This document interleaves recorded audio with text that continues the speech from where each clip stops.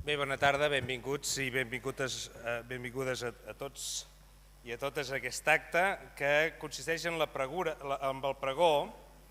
de la lectura. A la vigília de Sant Jordi organitzem per segona vegada en l'Ajuntament de Barcelona aquest pregó davant de la festa del llibre, davant del patró de Catalunya i Dia del Llibre. I ho fem com ja vàrem fer l'any passat i com volem continuar fent en els propers anys, generant un encontre, una trobada entre un escriptor, una persona que fa ús de la paraula, que ens hipnotitza, ens arriba a nosaltres a través de la seva paraula, i un escriptor, una persona interessat, i en aquest cas també amb un editor. En el cas d'avui tenim la col·laboració, evidentment, de José Saramago, una persona molt estimada, una persona muy querida en esta casa.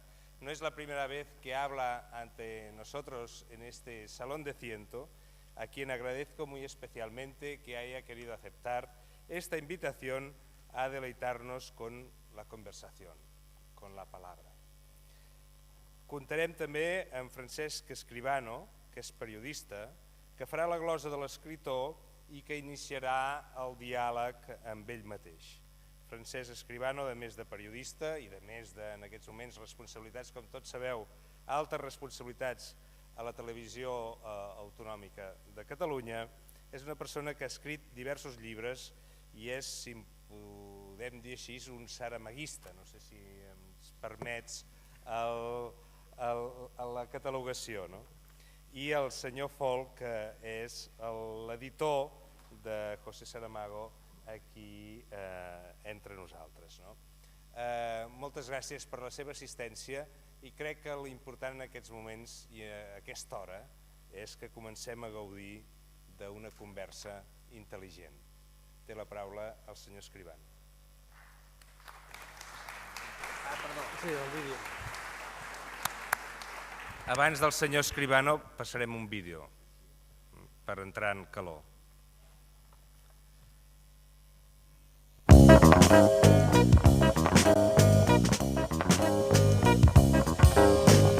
Ellos creían que nos habíamos cansado de protestas y que les habíamos dejado libres para seguir en su alucinada carrera hacia la guerra. Se equivocaron.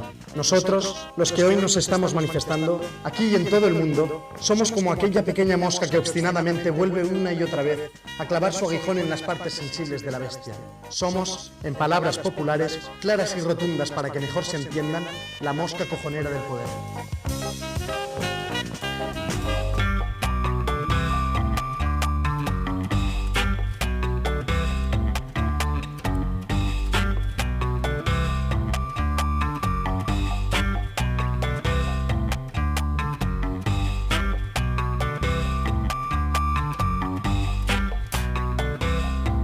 Saramago es un hombre muy comprometido socialmente. Se preocupa mucho por el movimiento social, por el movimiento político también y se ha implicado en movimientos de izquierda. En els moments que estem passant ara i es cau molt bé, és una persona que mira molt els sentiments. Muy conocedor de la condición humana. Com en l'economia es parla de macroeconomia i de microeconomia, doncs Saramago és una mica un escriptor de la micropolítica, no? És a dir, de la política no entesa com els polítics, com el Parlament, sinó com les petites experiències que tenen les persones quan la política els hi toca de prop.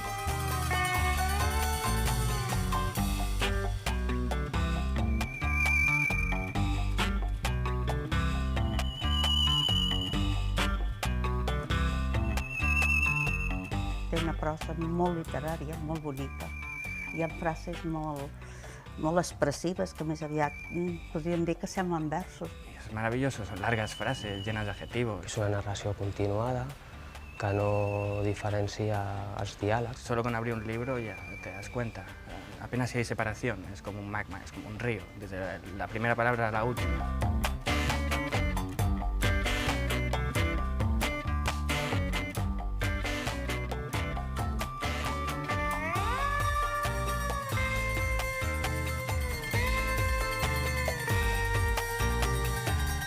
Evidentment no deixa indiferent mai. Els seus llibres són difícils de llegir, hi ha alguns que et costa entrar-hi, però quan els acabes de llegir et dones compte de tot el que et vol dir. D'alguna manera et canvien la vida i trobes explicitat tot allò que tu penses i que no pots expressar. Les seves històries, tot i estar dintre d'un món tan dur com el que estem, tenen una certa tendresa, no sé, tenen altres valors que no es troben tan sovint avui dia, però que són els que realment importen.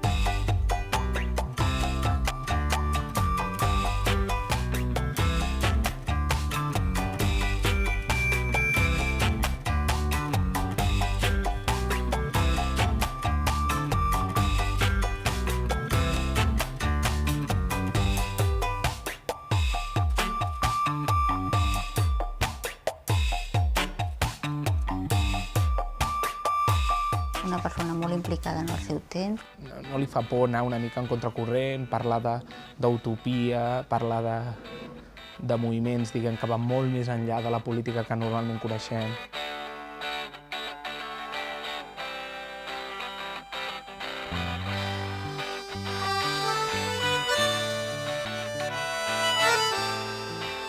Saramago és un intel·lectual. Compromès. Social. Muy político. És crític. Humanista. No s'ha quedat mai enrere. És èticament conseqüent. Positiu. És bona persona. Cercanía, el calor, es muy portugués. Ingenu a vegades. Pienso que ve la esencia de las personas. És transparent. És autocrític. Descriptivo. Un filòsof. Está claro, es un escritor, no es tan sencillo decirlo al día de hoy. Els llibres sempre fan pensar, no? Si tenen alguna cosa, si tenen un fons, sempre et fan pensar. Saramago és, si estàs despert i obert a noves maneres de pensar, doncs t'ha d'agradar per força.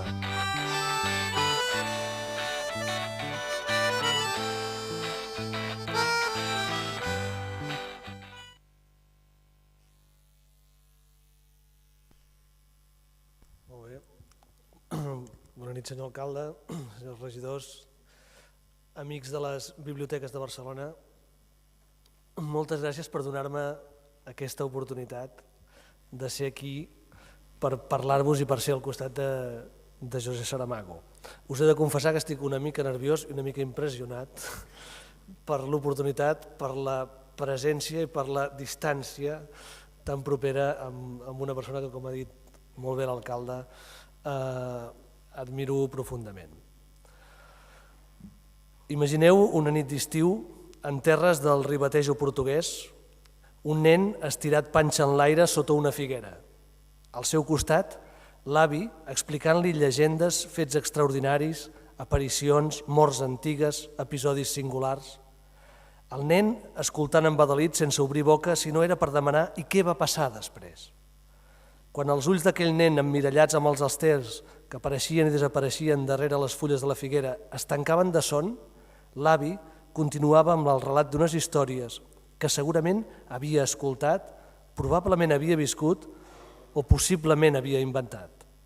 Eren històries boniques i belles, com ho són totes les històries que han aconseguit vèncer el temps i l'oblit, i continuen vives i es guanyen el mèrit de passar de boca a orella.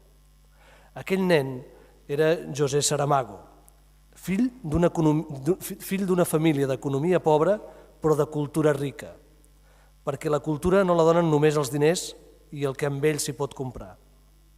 La cultura ens arriba transmesa per la gent que ens envolta i especialment a través de les persones que ens estimen, ens cuiden i s'interessen per nosaltres i pel nostre futur.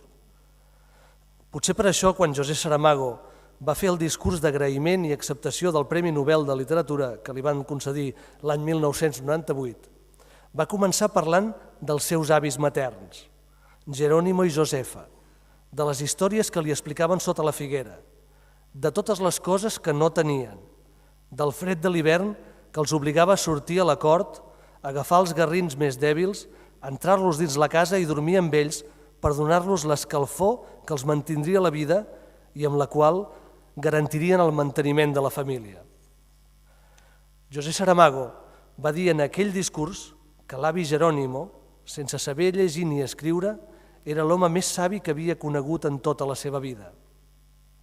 Era una saviesa que no venia dels llibres, ni dels diners, ni de Déu. Venia de la terra, de les plantes, dels animals i dels homes i de les dones. De la vida venia la saviesa de Jerònimo, i d'aquesta vida i d'aquesta saviesa és hereu José Saramago.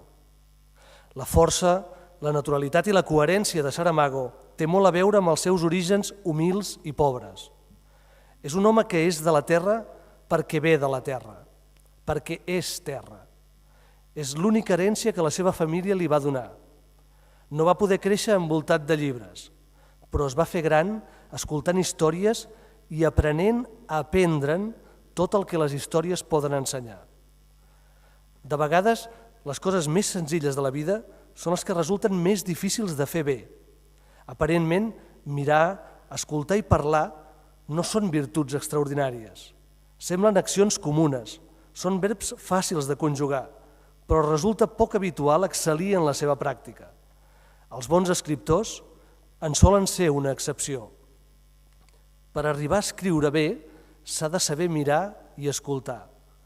Només a través de la descoberta del món que ens envolta som capaços de fer-nos les preguntes pertinents que ens ajuden a ordenar els diferents fets i personatges que protagonitzen les històries. Històries que viatgen i travessen fronteres. Històries reals perquè alguna vegada van passar, o reals perquè algú alguna vegada les va imaginar. Els bons escriptors tenen una agulla i un fil invisible i cosen històries, teixeixen trames, repunten freds i broden personatges, fins a arribar a emocionar-nos profundament. José Saramago és un excel·lent cosidor del llenguatge, un mestre d'aquest art de l'agulla i el fil invisible. Per a ell, ho ha dit moltes vegades, escriure no té res de romàntic ni de transcendental. No és una passió ni el fruit de la inspiració. És una feina que demana un esforç constant i quotidià. És un treball artesanal en què no es deixa mai d'aprendre. Parlant de les raons que el fan escriure, Saramago va dir que primer, com molts altres escriptors, escrivia per ser estimat. Després, escrivia per no morir i que ara, bàsicament, escriu per comprendre. Saramago és un gran escriptor perquè és un magnífic aprenent. Segons diu ell, han estat els seus personatges els que més l'han ensenyat. Saramago ha après de Tertuliano Máximo Afonso, aquell professor d'història d'un institut de secundària que un dia va trobar un home que era exactament igual a ell, l'home duplicat. Ha après de Cipriano Algor, el terrissaire que lluita contra el materialisme sense fre del gran centre comercial on el seu art és rebutjat, la caverna. Ha après de Jesucrist, quan des de la creu, referint-se a Déu, crida «Homes, perdoneu-lo perquè ell no sap el que va fer». L'Evangeli segons Jesucrist. Ha après també de tots aquells homes i dones que es van quedar cecs de cop, assaig sobre la ceguesa, o més recentment, assaig sobre la lucidesa de tots aquells que un bon dia van decidir votar en blanc per qüestionar el nostre sistema democràtic on els interessos polítics estan sotmesos al poder econòmic. José Saramago va dir en certa ocasió que és molt més constructiu un no que no pas un sí. La creació sorgeix d'un no contra el no-res. Ell, en la seva obra i en la seva vida, ha dit no moltes vegades. No a la injustícia, no a la hipocresia, no a la desigualtat, no a l'opressió, no a la pobresa. Dir no és una manera digna de mostrar indignació, un sentiment noble que ens condueix a la mobilització i al compromís. I si una cosa es pot destacar de Saramago és precisament el seu compromís personal, social i polític. Saramago va ser comunista i continua sent comunista. Saramago denuncia les mateixes injustícies ara que les que havia denunciat abans del Premi Nobel i abans de tants premis i reconeixements. El que impressiona de Saramago és la coherència, una virtut que il·lumina la resta de virtuts. He de confessar-vos que considero tot un privilegi ser aquí al costat de José Saramago i tenir el plaer d'escoltar-lo en un dia com avui, quan aquesta ciutat i aquest país es prepara per celebrar una de les festes més especials del calendari, el Sant Jordi de llibres i de roses. La relació de Saramago amb Barcelona ve de lluny. Aquí té molts records i molts amics que comparteixen amb ell causes i compromisos. Alguns d'aquests amics ens acompanyen avui, d'altres no poden fer-ho, com l'enyorat i necessari Manolo Vázquez Montalbán, a qui ell, generosament, ha volgut dedicar la seva darrera novel·la. Aquí té també molts i molts lectors, que l'apreciem per tot el que la seva literatura i les seves històries ens han donat. Aquests lectors, agraint també la manera com la seva veu portuguesa ha estat traduïda al català per Xavier Pàmies i al castellà per Pilar del Río, la seva dona. Per afegir encara més sentiment i sentit a l'acte d'avui, cal recordar que els organitzadors són les biblioteques de Barcelona i que José Saramago va descobrir el plaer i el poder de la lectura a les biblioteques públiques. Per tot això, i per tantes coses més que no he dit, per celebrar la Diada de Sant Jordi, és una festa per a tots nosaltres ser al costat de José Saramago. És un gran escriptor, compromès, radical, coherent, però al costat de la seva obra hi ha la seva vida. Poques vegades podem afirmar amb tanta rotunditat que tan impressionant i valuosa és la seva trajectòria com a escriptor que com a persona. Recordant l'avi Jerónimo, Saramago explica que abans de morir es va acomiadar dels arbres del seu hort, abraçant-los un a un i plorant perquè sabia que no els tornaria a veure.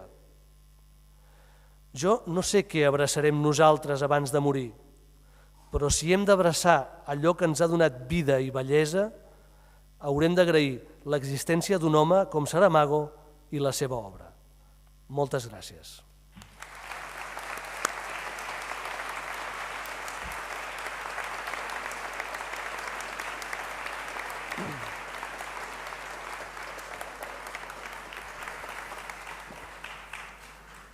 José, bem-vindo a Barcelona, bem-vindo a esse país, a nossa cidade, a nosso país, que hoje é a sua cidade, o seu país.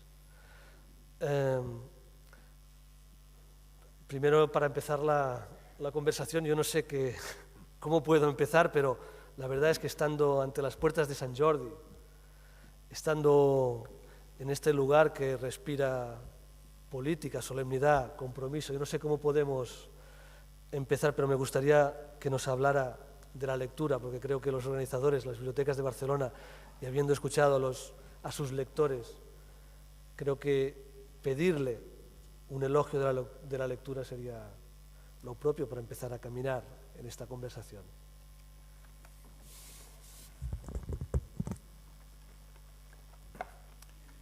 Bueno, muchísimas gracias.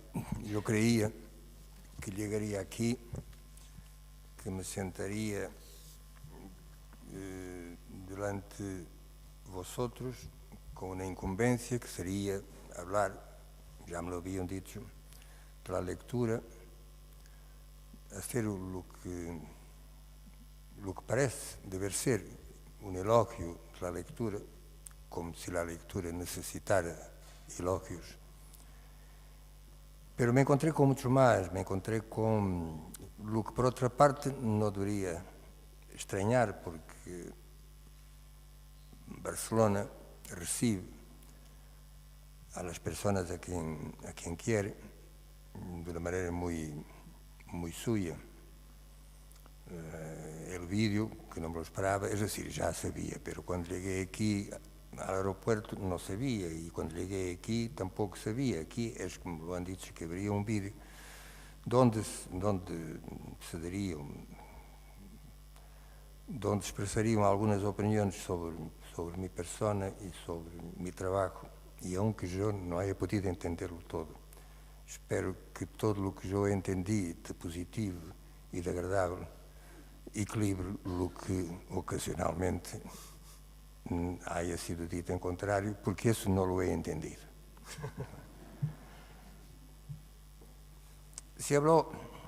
Paco habló aquí de mi coherencia. Es curioso eso porque, en el fondo, yo soy un hombre de dudas. Yo no tengo más que dudas. Bueno, no tengo más que dudas es una forma de decir demasiado, como diría yo, demasiado expedita. Tengo algunas certezas, pero tengo muchísimas más dudas. Pero hay una certeza esa que nadie puede borrar, ni de mi persona, ni de mi memoria, ni de los hechos que me han llevado a donde estoy, que me han traído incluso aquí, a Barcelona, hoy, y que tiene que ver exactamente con las bibliotecas. Yo no sería probablemente el escritor que soy si no fuera por una biblioteca de Lisboa. Es cierto que yo antes tenía la curiosidad de la lectura. En mi casa, en casa de mis padres, no teníamos libros, ni uno, o quizá uno que estaba en un cajón como si fuera una especie de reliquia, que no nos pertenecía, porque pertenecía a otra persona que vivía con nosotros en la misma casa. Y entonces el libro era como, puedo decirlo ahora porque entonces no lo pensaba así, claro, el libro era como un continente, o como una isla desconocida, de que se hablaba y a que se podría llegar un día.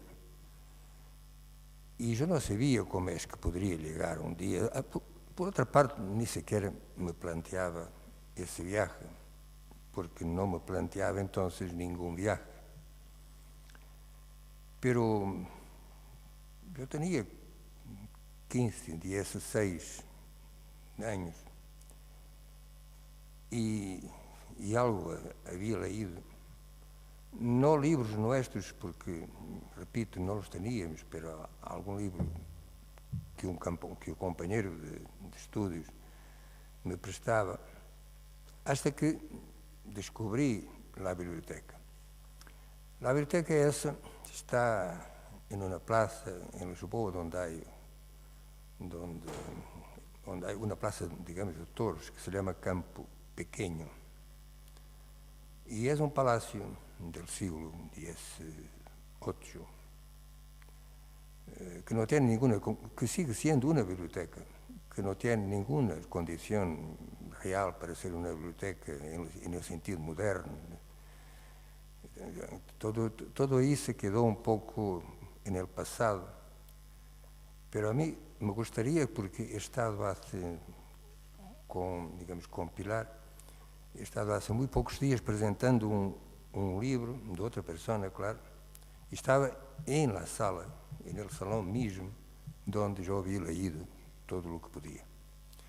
Y me hubiera gustado entonces que la sala estuviera exactamente como yo la conocí, sombría, un poco oscura, muebles viejos, a lo mejor los han sustituido. Y ahí, saliendo de casa después de la cena, y hasta las 11, 11:30 o algo así, que era cuando cerraban, sin nadie que me dijera, bueno, ahora te vendría bien que leyeras esto, o entonces al contrario, no, esto no vale la pena leer, eres demasiado ignorante o demasiado joven para entenderlo, no lo lees. Pero afortunadamente yo no tenía nadie allí que me dijese, no lo hagas, o sí, hazlo. Y cuando yo digo esto, no es por una especie de pequeña provocación, como si los maestros no fueran necesarios, que sí lo son. Pero yo tengo esta idea que es una cosa que siempre me perturba mucho, es cuando me encuentro con libros para niños, y ahí se dice que el libro es para un niño de 5 años, o de 7, o de 8. Y yo me pregunto, ¿qué es lo que los adultos saben de un niño de 7 o 8 años, o de 5, para decir que el libro que le conviene es este y no aquel? Y más, yo creo que deberemos ler sempre por encima do que podemos apreender, captar da leitura. E esse é no sentido de que cada livro, no fundo, é como essa isla desconhecida que sempre necessita viaje novo, porque cada livro é livro novo. Aunque seja plágio, aunque seja plágio, de todas formas é livro novo. E isso lo ha explicado com uma claridade absolutamente deslumbrante Jorge Luis Borges nesse relato muito conhecido, Pierre Menard, escritor del Quijote. Los que não lo conhecem, em poucas palavras eu lo digo, um senhor que se chamava Pierre Menard, que ha decidido escrever el Quijote.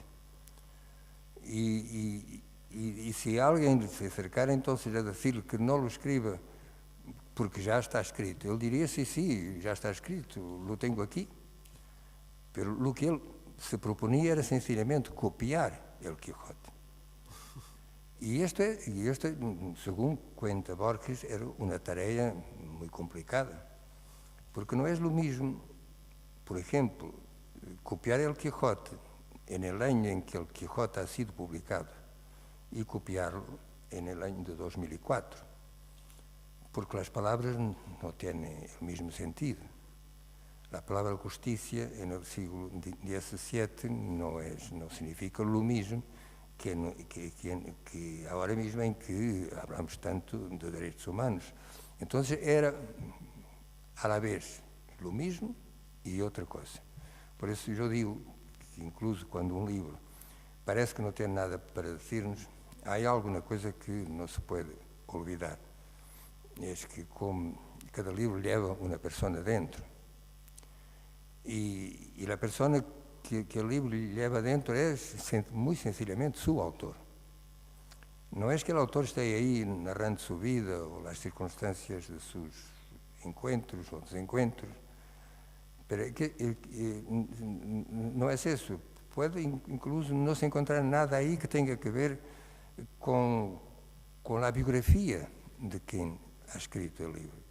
Pero el libro está empapado em cada página, em cada palavra, em cada espaço que separa as palavras, está empapado del ser de la persona que ha escrito isso. E isso é o mesmo para um livro, é igual para um livro que para uma pintura, para uma composição musical. Tudo isso que chamamos a criação humana, é o mesmo para o mais insignificante escritor e o gênio mais imponente de toda a história da literatura, porque todos nos acercamos à escritura com o mesmo temblor, porque aí vai a começar algo novo. É como se outra vez, de cada vez que se escreve, é como se estivesse criando outra vez.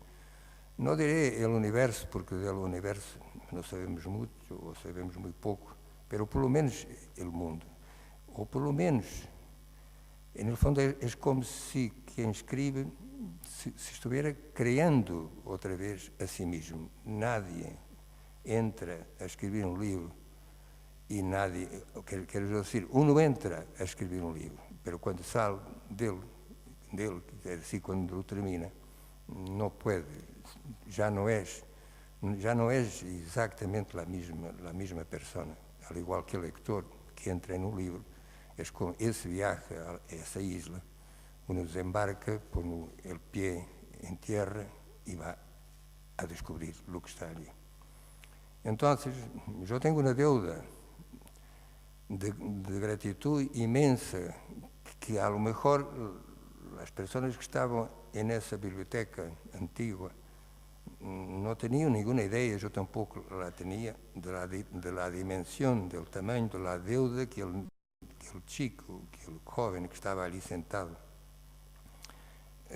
estava contraindo para todo o resto de sua vida. Não sabemos nada do que está passando quando passa, lo sabemos sempre mais tarde, alguma vez demasiado tarde. Entonces, una biblioteca para mí es el lugar por excelencia, es decir, el espacio, esa especie de... Yo creo que por la noche los libros hablan unos con los otros. Esto es un poco retórico, yo soy la primera persona a reconocer, porque los libros no hablan, claro, ya lo sabemos. Pero estamos realmente seguros de que los libros no hablan. Yo no sé, es decir, imagine que de un lado está, que aquí está un libro de Montaigne y al lado está un libro por ejemplo, de Shakespeare. Es imposible que no se comuniquen uno con el otro. Y si ellos no se comunican uno con el otro, pues ahí estamos nosotros para servir de puente entre uno y otro. Y servir de puente, de un puente interminable con arcos y arcos y arcos. Cada arco es una lectura, cada paso es un libro. Eso es la construcción, eso integra, hace parte de la construcción del ser que somos. Yo no estaría aquí seguramente. Imaginemos que yo no había despertado para essa curiosidade. ¿Dónde está el libro? Es como si yo no los tengo aquí, ¿dónde están los libros? Y alguien me habrá dicho, en la biblioteca. Entonces me voy a la biblioteca todas las noches, solo, y sobre todo en esta situación, que sin nadie para decir, que ahora te vas a poner a leer, y esto es cierto, te vas a poner a leer El Paraíso Perdido de John Milton, en traducción, claro. Te vas a poner a leer eso, pero que disparate, tú no vas a entender nada.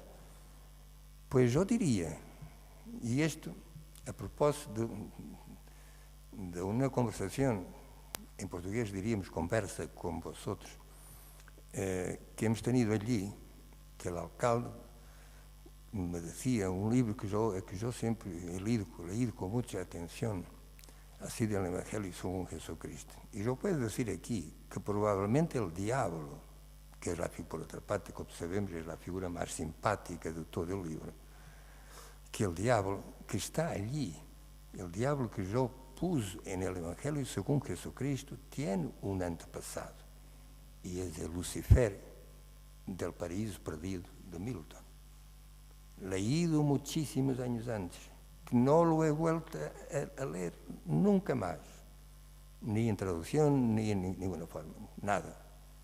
Pues ahí se quedó como algo, como uma espécie de música a lo lejos que suena y suena y suena, hasta que llega el día en que tú te das cuenta, esto me pertenece. Yo no sé si se puede, ahora mismo yo no sabría decir si se puede establecer una relación directa entre el diablo de Milton y mi diablo. Pero es suficiente que yo piense que sí. Mañana un erudito dirá, no, usted está equivocado, no tiene nada que ver. Pero cada uno sabe de lo suyo. Y para mí está muy claro que ese diablo es hermano del otro. Entonces yo no estaría aquí sin la biblioteca. Y todo lo que estáis haciendo, que algo conozco, todo lo que estáis haciendo aquí, hacer resucitar las bibliotecas. Yo creo que las bibliotecas han vivido mal durante años y ahora, rodeados de toda la parafernalia audiovisual, se podría pensar incluso que están en un riesgo todavía más grande que antes. Pero se sabe, y aquí creo que sí, que se sabe compaginar lo que es de siempre y lo que es de ahora, es una forma de integrar lo que es de ahora en lo de siempre, porque eso es lo que cuenta, lo de siempre, y lo de siempre es el pasado todo. Por lo tanto, incluso las más modernas formas de tecnología avanzada en el dominio de la informática y el audiovisual van a ser daqui por 50 años antigüedades. Por lo tanto, nosotros vivimos rodeados de antiguidades y mire, y esta antigüedad de este lugar donde estamos, yo os pregunto se esto no es mucho más elocuente de lo que se podría pensar de algo que ya no tiene una función o que tiene una función que ya no es la suya, esa para que nació. Bueno, ya me estoy distrayendo y sobre todo ya estoy fuera, pero no estoy fuera, no estoy fuera. Donde yo sigo estando dentro es en la biblioteca. Y la biblioteca para mí no es la biblioteca de Borges, esa que acababa por confundirse con el universo. No, la biblioteca para mí es un espacio que puede ser pequeño, que tiene uns livros que estão assim, uns e outros, que tem uma silla, que tem uma ventana, e onde não passa nada sino isso, a aventura de ler e a maravilha de entender. E esse é o que realmente, para isso está na biblioteca. Então, se Barcelona lá está poniendo de pie, pues entonces esa es una gran obra, tan grande como todo lo que se haga y se ha hecho con los Juegos Olímpicos, con las Expos, ahora con el Foro. No ocupan un gran espacio las bibliotecas, cabrían todas seguramente en el edificio grande ahora del Foro, pero cada una en su lugar, cada uno en su sitio. Son pequeños foros donde la gente va a conocer y a conocerse. Muchas gracias.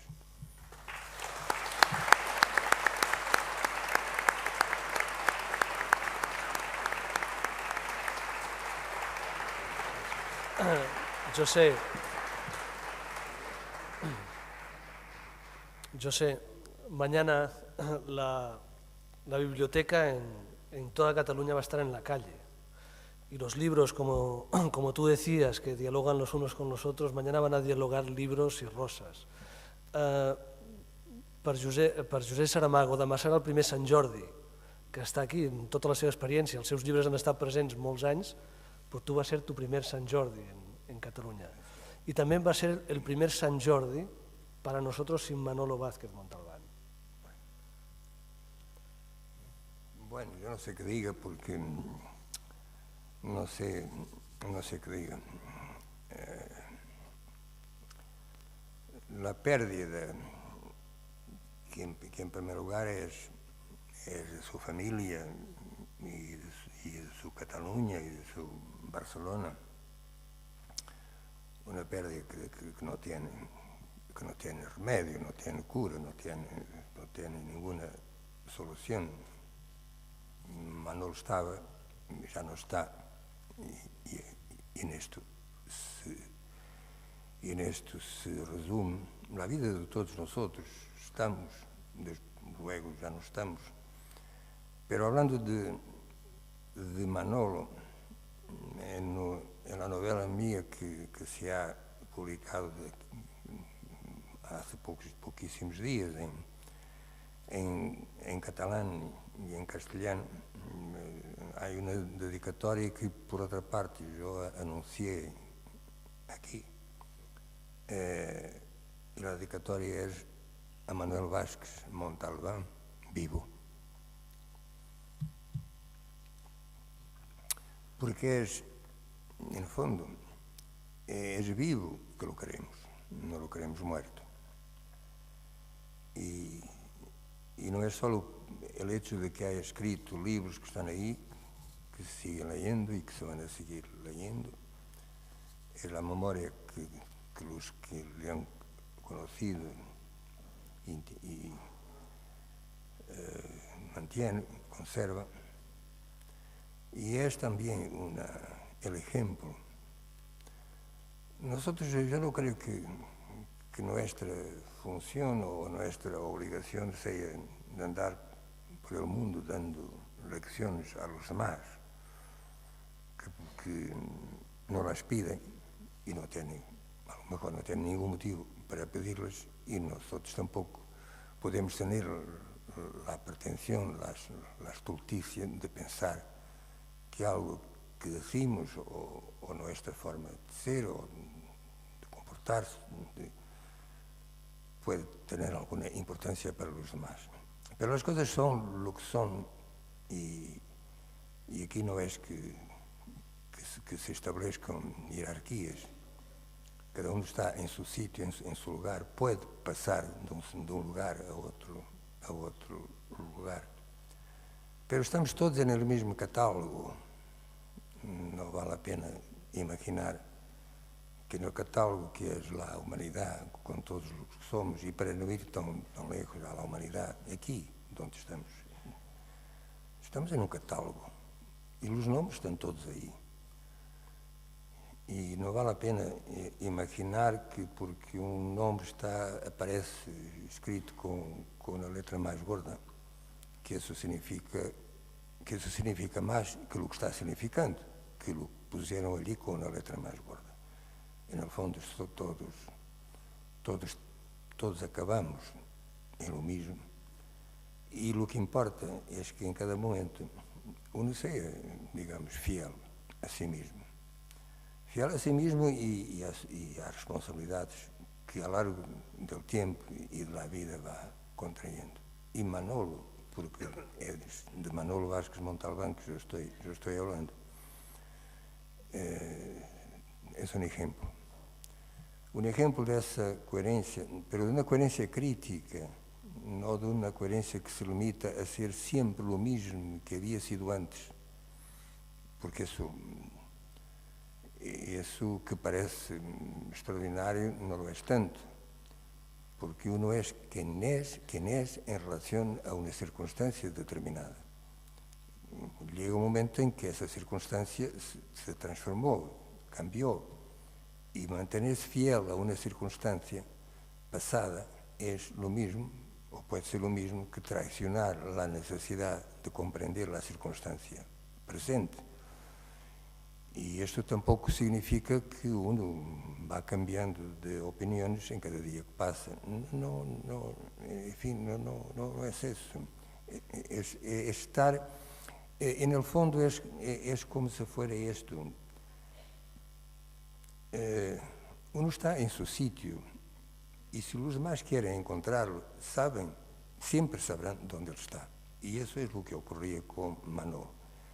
Quem queria saber onde estava Manolo não tinha que perguntar, porque ele estava sempre onde estava, onde havia estado, com a mirada crítica, com a atenção ao mundo, a sua Catalunha, a sua Barcelona, ao povo catalão, ao mundo, que é uma obsessão sua, à política, a tudo isso. E essa dimensão, quase, eu diria, que digamos que teria muito a ver com o espírito renascentista, é dizer, o espírito que se abre a todo, que não se cierra, que está disponível para entender, ou para intentarlo, ao menos, isso o tinha ele. Eu não é privado muito, o que é de estranho, neste caso, é que eu não é, a verdade é que eu não é privado muito com Manolo Vázquez Montalbán. Manolo me ligou por Pilar, hemos congeniado estupendamente desde um princípio, pelas circunstâncias, ele aqui, nós outros em Lanzarote ou em Lisboa, e como tantas vezes ocorria, cada um de nós outros em sua parte do mundo, porque Manolo viajava muitíssimo e nós outros creio que não viajamos menos, mas sempre eu sabia, se lo leía, e portanto cada reencontro, e se todas as amistades do mundo necessitaram tão pouca relação para ser grandes, pois então aqui estaria o exemplo de uma grande amistade que não necessitou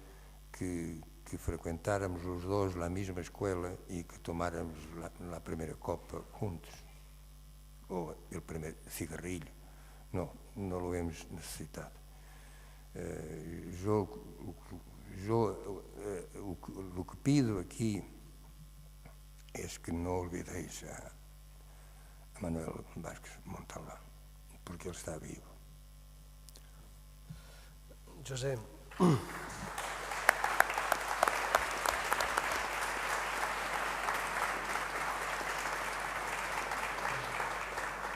esa virtud que tú dices de estar siempre en su sitio, que yo creo que es una virtud que compartís Manolo y tú, también compartís otra virtud, que es la capacidad de aprendizaje y la capacidad de indignación.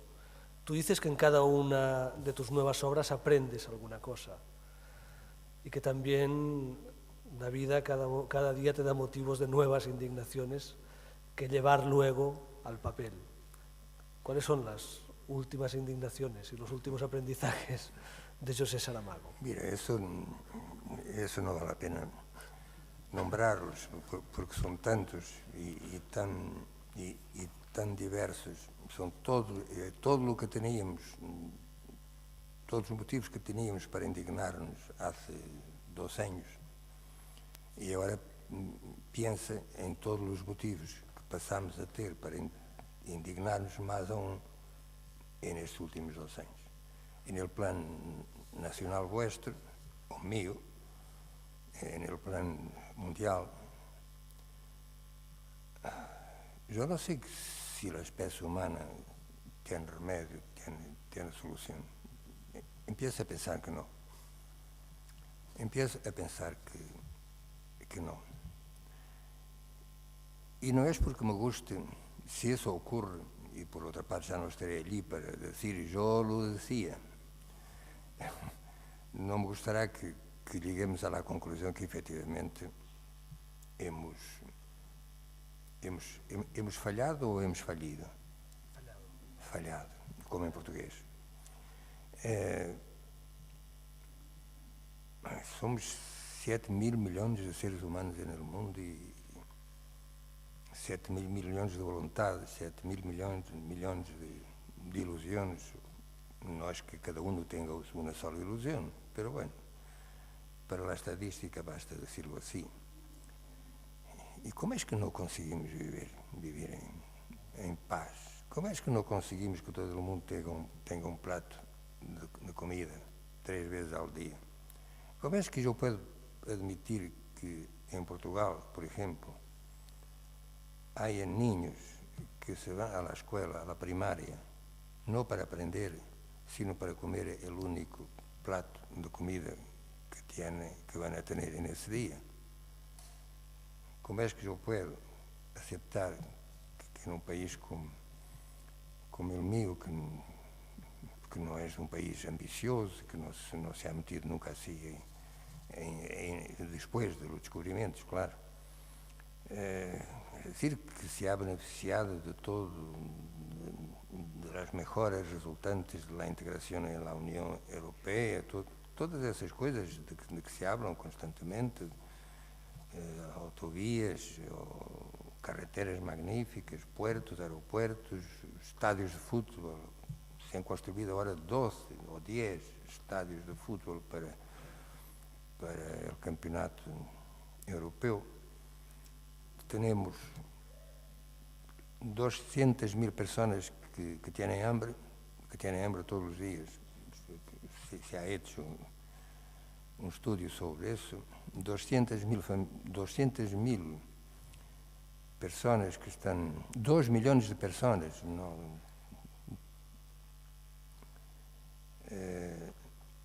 vuelvo al tema, 200.000 personas que viven con hambre.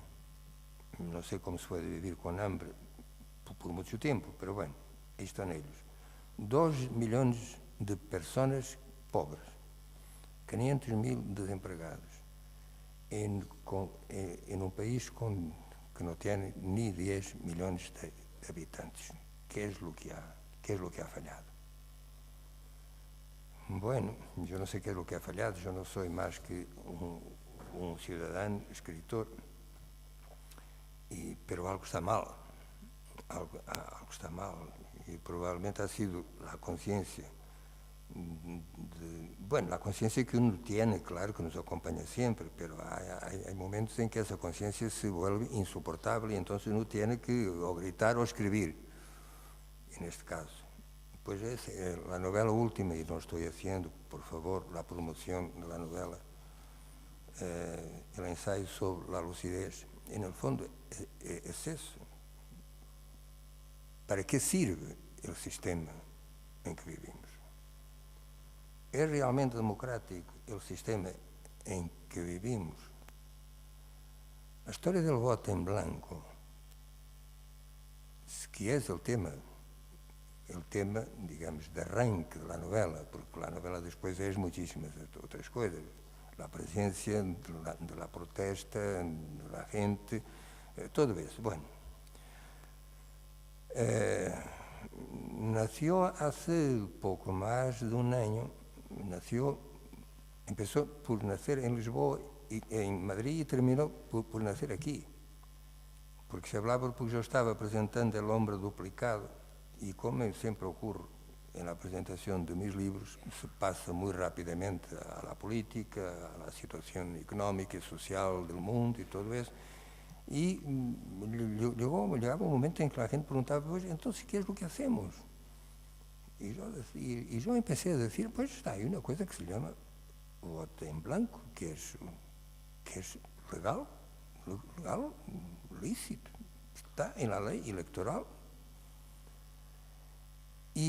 Pero llegó un momento, y eso ocurrió aquí, en Barcelona, en que yo pensé que lo mejor era callar sobre esa historia del voto en blanco. No es porque yo temiera que algunas personas decían, usted no tiene el derecho de venir aquí a indisciplinar los catalanes, no era eso, es que yo sentí que lo más prudente sería no avanzar por ahí.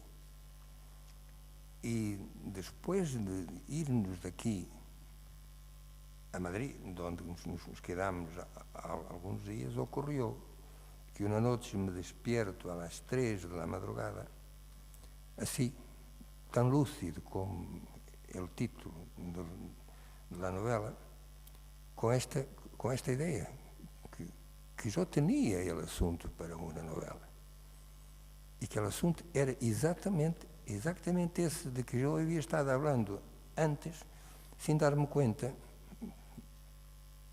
que aquello podría resultar en un libro. Y nesse mesmo instante se me presenta el título de la novela, por oposición al ensayo sobre la ceguera, ensayo sobre la lucidez. Desperté a Pilar, le conté lo que estaba pasando y 3 meses después empezaba a escribir lo que ahora está ahí.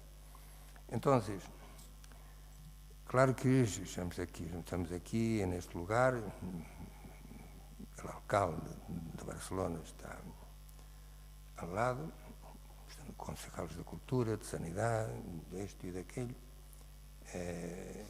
y por tanto ellos tienen el derecho de decir, pero usted viene aquí para darnos lecciones, nosotros somos quien tiene la responsabilidad de gobernar y de cuidar y de mimar incluso la ciudad, y lo estamos haciendo. Y yo estoy diciendo, pero yo no dudo de eso está clarísimo. Mi problema es otro, mi problema, y ese problema que yo creo que en el fondo es de todos nosotros, aunque no pensemos en ello, es que vivimos en una democracia bloqueada, sencillamente, bloqueada por la circunstancia misma de que el poder ciudadano tiene un límite, y ese límite se llama voto. Al ciudadano no se le pide nada más que eso. Bueno, se le pide después muchas más cosas, participación, entrega, todo eso, pero políticamente el acto que es votar. Pero no podemos votar a aquellos que no se presentan a las elecciones. El Fondo Monetario Internacional, por ejemplo, no es democrático. Y esta es la paradoja terrible en que vivimos, que por um lado, hasta um certo nível de democracia límpida, e pode incluso, pode haver a vezes trampas e coisas assim, não, mas vamos a partir de um princípio. Todo esto, as regras democráticas se cumplen todas, e muito contentes.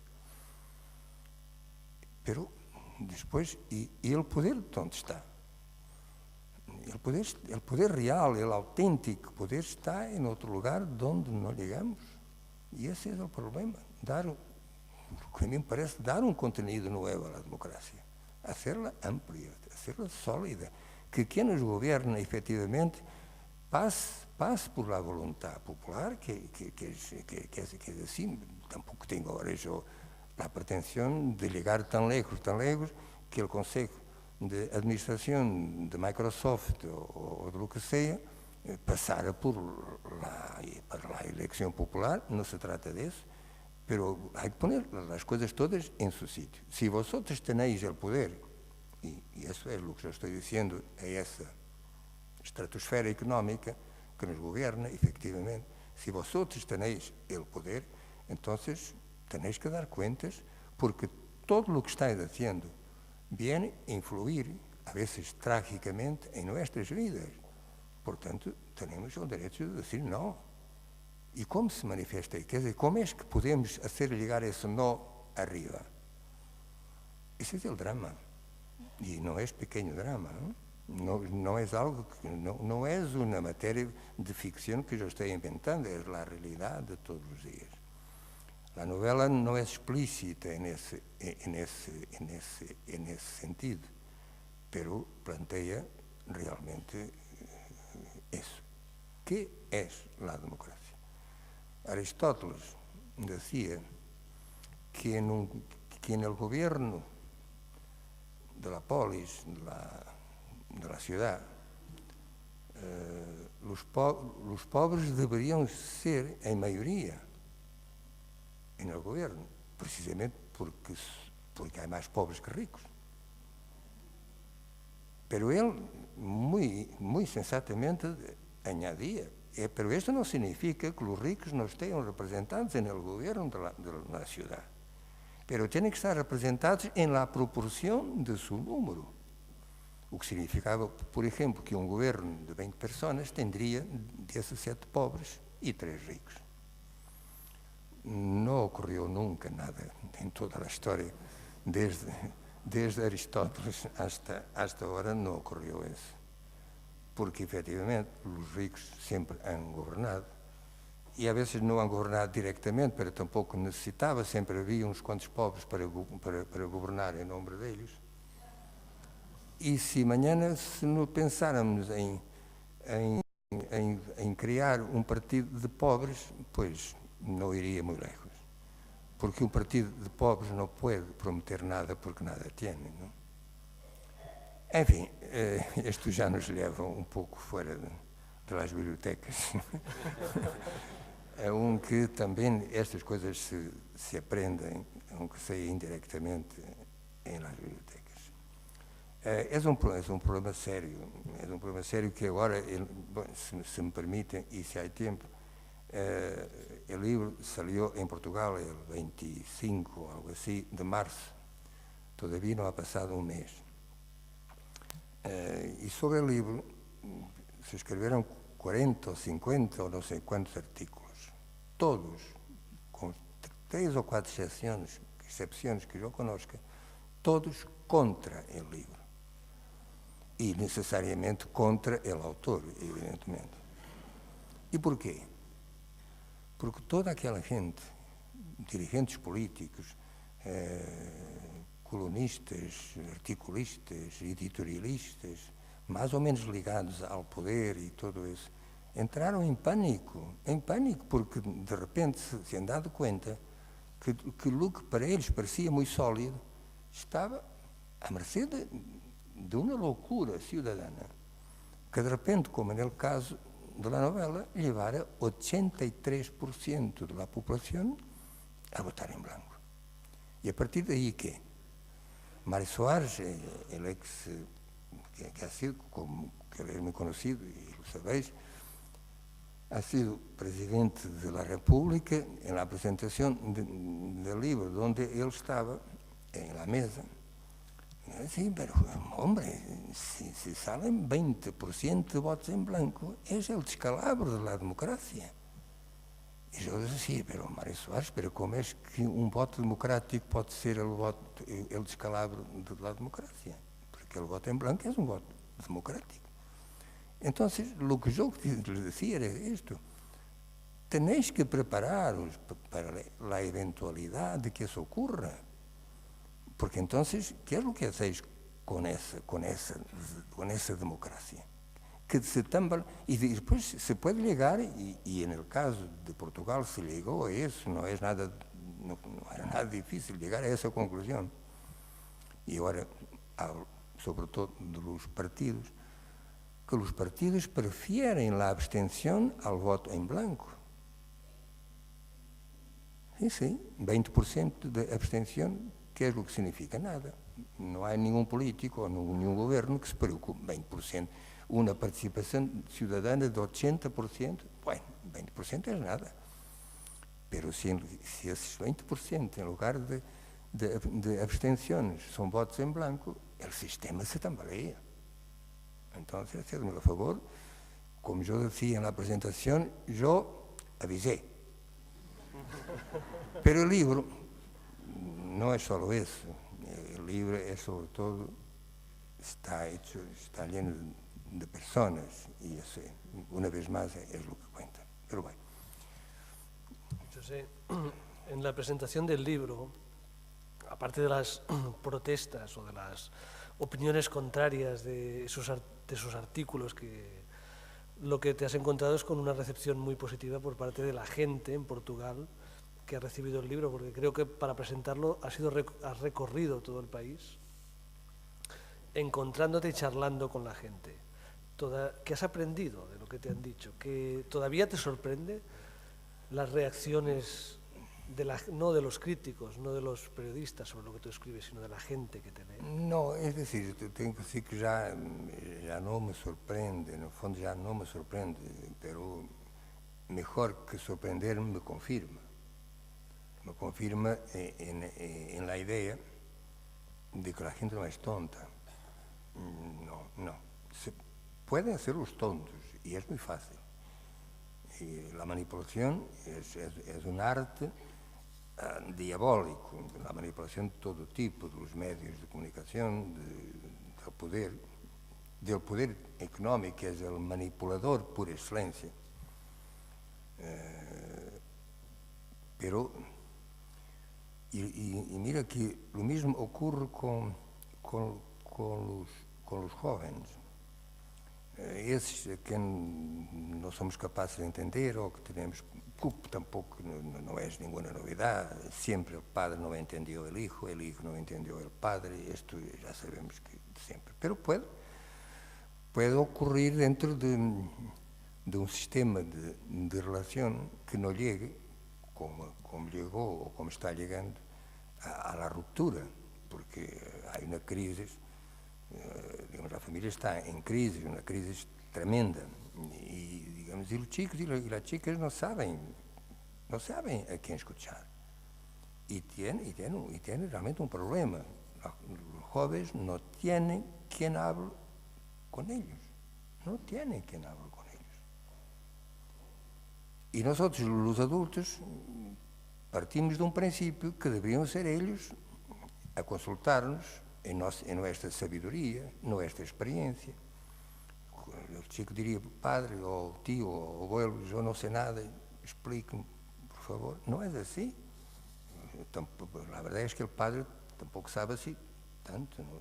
Y el chico sabe cosas que el padre no sabe. Entonces, cuando yo digo que no me sorprende, que me confirma en esta idea. Si la gente se lo explica, lo que ellos son capaces de entender, y son capaces de entenderlo todo, si se les explica, entonces uno se da cuenta que puede ocurrir que en un país como el mío, una tirada, y ahora parece que estoy aquí, digamos, cantando mis propias alabanzas, una tirada de 100.000 ejemplares se agotó en 3 semanas. Es decir, 100.000 ejemplares son muchísimos, y para un país como el mío, muchísimos más.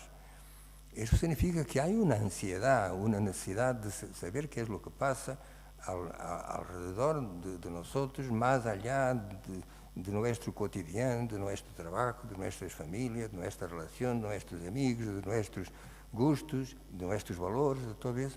Muchas otras cosas pasan alrededor y lejos de nosotros. Y esas, aunque estén parezcan lejos, son las que influyen.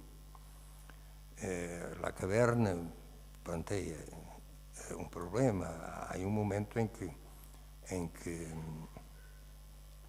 os que han leído, un gran, enorme centro comercial que llega un momento en que cuelga de uno de sus muros, de sus paredes, de sus fachadas, un cartel que dice esto, que es una frase mía, la escribí yo, la crié.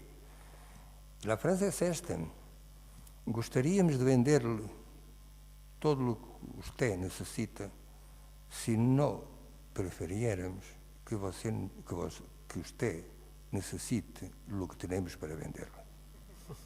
Y esta es la filosofía del mercado. Pero puede ocurrir, y eso yo creo que ocurrirá cada vez más, algo que yo también, perdone, esto es un yo, puse en esta última novela, que es una frase de un comisario de policía que tiene una misión y que se da cuenta de que esa misión de que le encargaron es criminal. Y hay un momento en que él dice, conversando con la célebre mujer del médico, la famosa mujer del médico del ensayo sobre la ceguera, que reaparece en esta otra novela, él le dice esto: cuando nacemos es como si firmáramos un pacto para toda la vida. Pero puede llegar el momento en que nos preguntemos: ¿quién ha firmado esto en mi nombre? Y ese es el momento en que la vida de uno puede cambiar.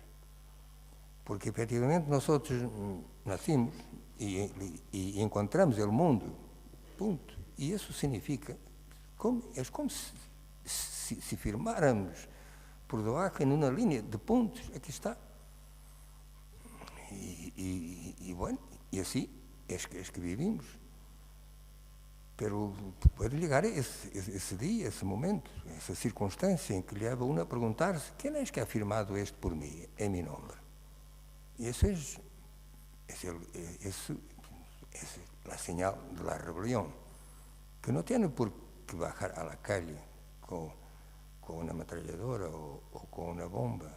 La rebelión interior es decir: no, esto no lo acepto. No.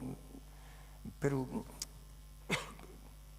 hablar de esto tiene un riesgo, es que la persona que se encuentra como yo en esta situación en que está comunicando lo que piensa y lo que siente, siempre parece que está dando la lección, y no me gustaría nada que tengamos que pensar, sobre todo porque, como já disse antes, la única certeza segura que tengo es que no estaría aquí si no fuera por las bibliotecas. Todo lo demás son dudas.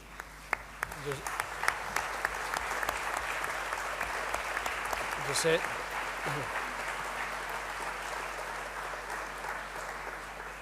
Muchas gracias. Ya Marta un poco ya me indica que es el tiempo, que hemos llegado al final. Mañana te vas a encontrar una Barcelona muy bonita, una Barcelona que nos aseguran que va a ser soleada, y te vas a encontrar con mucha gente que se te va a acercar con una mirada especial, que es la mirada que tenemos todos los catalanes en Sant Jordi, y tú les vas a tener que dedicar el libro, les vas a tener que hacer una pequeña dedicatoria de tus libros. Si tuvieras que hacer una pequeña dedicatoria de lo que ha sido este acto, si nos tuvieras que dedicar estas palabras, ¿cómo lo rubricarías?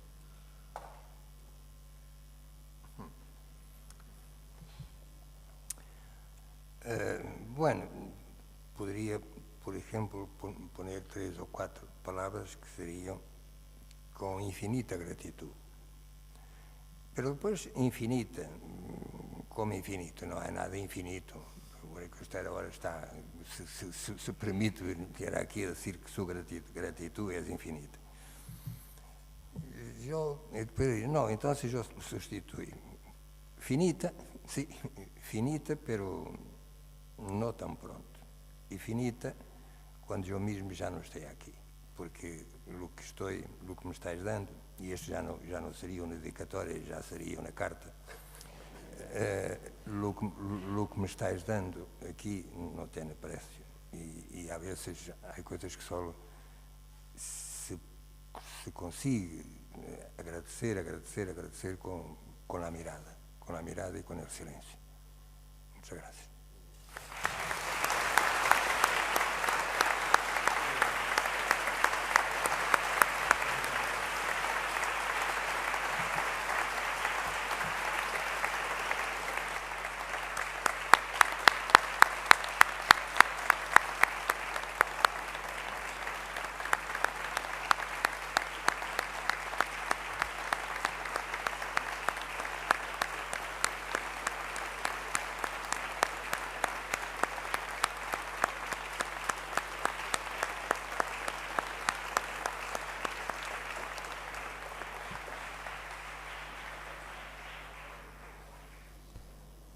Moltes gràcies. Com dèiem al principi, hem pogut gaudir de la paraula intel·ligent i acertada, dirigida, no la paraula casual, sinó la paraula conduïda, pilotada. Sols us voldria dir que José Saramago el tindrem en 3 ocasions durant el Fòrum de les Cultures. El tindrem en el diàleg de la memòria compartida, en l'altre diàleg Informació, poder i ètica en el segle XXI, i el tindrem també en diversitat i identitats dels llenguatges narratius, tant el mes de maig com el mes de setembre. I vull agrair-li molt especialment la seva predisposició a donar-nos la seva paraula també en el si del fòrum. Hi ha una cosa que sempre m'ha impressionat de Saramago, que té aquest aire de pessimisme de pagès que està ple d'una incitació a l'acció. Per tant, no és pessimisme, us sembla, no? Però quan el llegeixes i quan estires el fil del que diu, tot i el seu to i les seves acotacions i els seus comentaris, que ja no el veurà, o que ja no hi serà, o que si aquí, que si tomba, que si gira, el que hi ha és sempre una proposta d'acció, que és l'optimisme més radical.